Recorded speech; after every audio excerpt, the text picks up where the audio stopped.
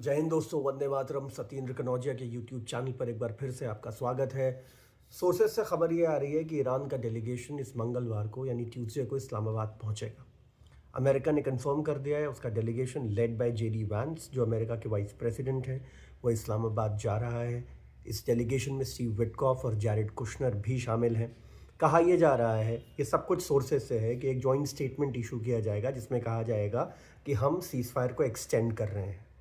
जी हाँ, कि हम सीज़ फायर को एक्सटेंड कर रहे हैं और उसके बाद अगर ईरान और अमेरिका के बीच कोई डील होती है तो फिर आगे डोनाल्ड ट्रंप इस्लामाबाद आएंगे और ऐसी सूरत में ईरान के प्रेसिडेंट पेजेश्कियान भी इस्लामाबाद आएंगे। वहाँ एक जॉइंट सेरेमनी में इस एग्रीमेंट पे साइन होगा।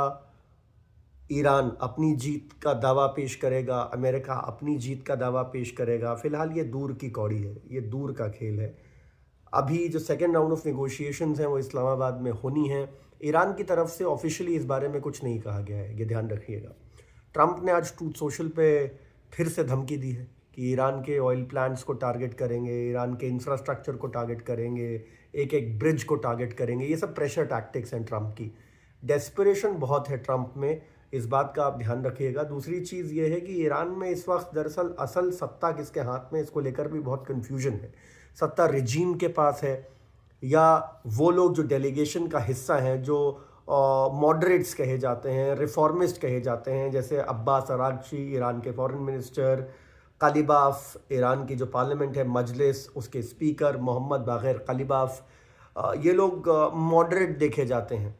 लेकिन असल सत्ता इस वक्त ईरान में कहा जाता है IRGC के हार्डन्ड रेडिकल इस्लामिस्ट कमांडर्स के हाथ में है और वो चाहते नहीं हैं किसी तरीके का डी एस्केलेशन अमेरिका और ईरान के बीच में। उनको लगता है कि ईरान ऑलरेडी ये जंग जीत चुका है और वो मिडल ईस्ट में अपनी बादशाहत की तरफ बढ़ रहे हैं और स्ट्रेट ऑफ हॉर्मुज को जो उन्होंने इकोनॉमिक लेवरेज के तौर पर इस्तेमाल किया, इससे वो ट्रंप को, अमेरिका को अपने घुटनों पर आने के लिए मजबूर कर देंगे।